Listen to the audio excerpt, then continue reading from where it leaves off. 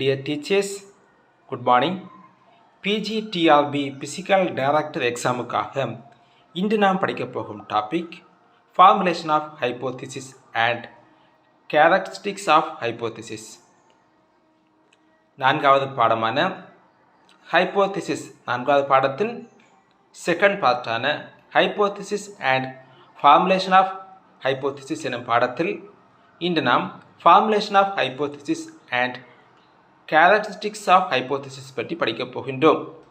First we study about formulation of hypothesis. Formulation of hypothesis. அதாவது ஹைப்போதிசிஸை எப்படி நாம் வடிவமைக்க வேண்டும் அல்லது கட்டமைக்க வேண்டும்.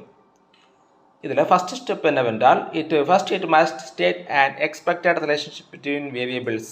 அதாவது டிபெண்டன்ட் அண்ட் இண்டிபெண்டன்ட் வேரியபிள்ஸ்க்கு இடையே உள்ள ரிலேஷன்ஷிப் பற்றி நாம் சொல்ல வேண்டும். ஃபர்ஸ்டில் எதை பற்றி சொல்ல வேண்டும்? அதாவது ஹைப்போதிசிஸை கட்டமைப்பது என்னவென்றால் ஃபர்ஸ்ட் ஸ்டெப் என்னவென்றால்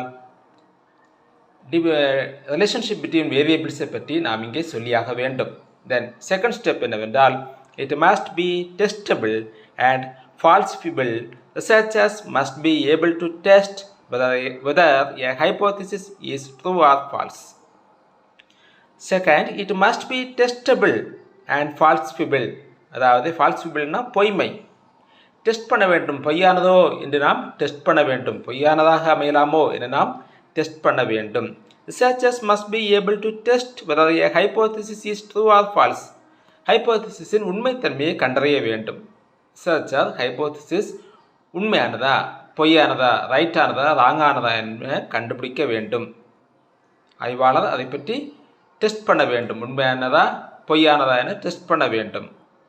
தேர்ட் ஸ்டெப் என்னவென்றால் it should be consistent with the existing body of knowledge.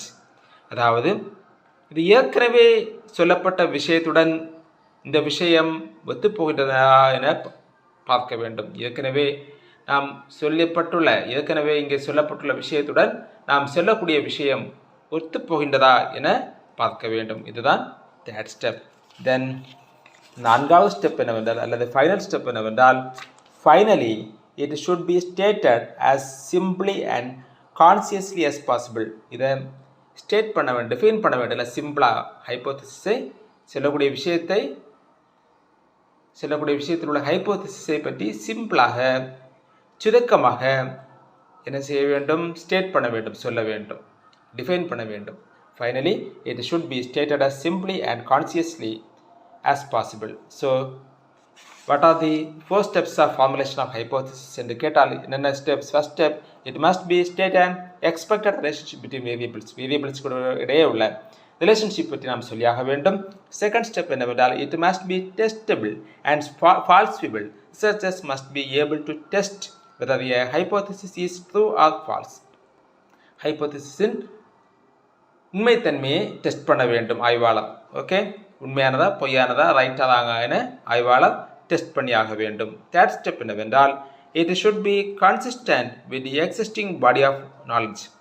ஏற்கனவே சொல்லப்பட்ட விஷயத்துடன் இந்த விஷயம் ஒத்துப்போகின்றதா என பார்க்க வேண்டும். ஏற்கனவே சொல்லப்பட்ட விஷயத்துடன் இப்போது சொல்லப்பட்டுள்ள விஷயம் ஒத்துப்போகின்றதா என பார்க்க வேண்டும். நான்காவது ஸ்டெப் என்னவென்றால் அல்லது ஃபைனல் ஸ்டெப் என்னவென்றால் finally it should be stated as simply and consciously as possible.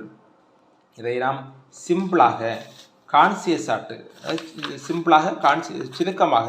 சிம்பிளாக நாம் என்ன செய்ய வேண்டும்? ஸ்டேட் பண்ண வேண்டும். These are the four steps of hypothesis. Then next we study about characteristics of hypothesis. Characteristics of hypothesis. What are the characteristics of hypothesis? ஹைப்போதிசிஸின் பண்புகள் என்னென்ன? First பண்பு என்னவென்றால் எம்பரிக்கலி டெஸ்டபிள், டெஸ்ட் பண்ண சாத்தியமானது அல்லவா? ஹைப்போதிசிஸ் என்பது டெஸ்ட் பண்ண சாத்தியமானது. சிம்பிள் அண்ட் கிளியர் ப்ரிசீஸ், சிம்பிளானது, கிளியராக துல்லியமாக நாம் சொல்ல முடியும். இல்லை, துல்லியமாக கிளியராக நாம் சொல்ல வேண்டிய விஷயத்தை சொல்ல முடியும். ஸ்பெசிஃபிக் அண்ட் ரிலவென்ட், ஸ்பெசிஃபிக்கானது, ரிலவென்ட்னா தொடர்புடையானது அல்லவா? மற்றொரு விஷயத்துடன் நாம் தொடர்புபடுத்தி நாம் இந்த விஷயத்தை நாம் சொல்ல முடியும். Specific and relevant. ப்ரிடிக்டபிள், யூகிக்கும் வகையில் ஹைப்போதிசிஸ் அமையும். மேனேஜபிள், கையாளும் வகையில், நிர்வகிக்கும் வகையில் ஹைப்போதிசிஸ் ஆனது அமையும். இல்லை மேனேஜ் பண்ணும் வகையில் ஹைப்போதிசிஸ் ஆனது அமையும். தென் லிமிட்டட் இன் ஸ்கோப், குறிப்பிட்ட எல்லைக்குள் அமையும் அல்லவா, குறிப்பிட்ட எல்லைக்குள் இது அமையும். Stated in very simple terms, simple டேர்ம்ஸில் நாம் ஸ்டேட் பண்ணலாம், இல்லை சிம்பிளாக நாம் டிஃபைன் பண்ணலாம். Consistent with most known facts, நமக்கு தெரிந்த உண்மைகளை சொல்லும் வகையில் அமையும். நமக்கு என்னென்ன விஷயங்கள் தெரியுமோ அவைகளெல்லாம் நாம் சொல்லும் வகையில் ஹைப்போதிசிஸ் அமையும். ஜெனரலைசபிள், பொதுவானதாக எல்லா மக்களும் ஏற்றுக்கொள்ளும் வகையில் ஹைப்போதிசிஸ் அமையும். ஃபியூச்சர் ஓரியன்டட், இல்லை ஃபியூச்சருக்கு பயன்படும் வகையில் ஹைப்போதிசிஸ் ஆனது அமையும். These are the characters of hypothesis. இப்போ ஃபர்ஸ்ட் என்னது, எம்பிரிக்கலி டெஸ்டபிள் அல்லவா, டெஸ்ட் பண்ண சாத்தியமானது. சிம்பிள் அண்ட் கிளியர் ப்ரெசிஸ், துல்லியமானது, சிம்பிளானது. ஸ்பெசிஃபிக்கானது, ஸ்பெசிஃபிக்கானது, தொடர்பு உடைய மற்றது விஷயத்துடன் தொடர்பு படுத்தி நாம் சொல்ல முடியும். ப்ரிடிக்டபிள், யூகிக்கும் வகையில் அமையும். மேனேஜபிள், கையாளும் வகையில் அமையும் அல்லது நிர்வகிக்கும் வகையில் அமையும். லிமிட்டட் இன் ஸ்கோப், குறிப்பிட்ட எல்லைக்குள் அமையும். Stated in very simple terms, simple டேர்ம்ஸில் நாம் ஸ்டேட் பண்ணலாம். கன்சிஸ்டன்ட் வித் மோஸ்ட் நோன் ஃபேக்ட்ஸில் நமக்கு தெரிந்த உண்மைகளை சொல்லும் வகையில் அமையும். ஜெனரலைசபிள், பொதுவானதாக எல்லா மக்களும் ஏற்றுக்கொள்ளும் வகையில் அமையும்.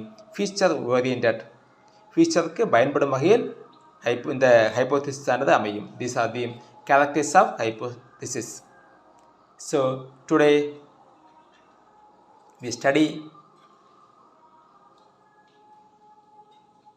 formulation of hypothesis and characteristics of hypothesis. Okay, நன்றி.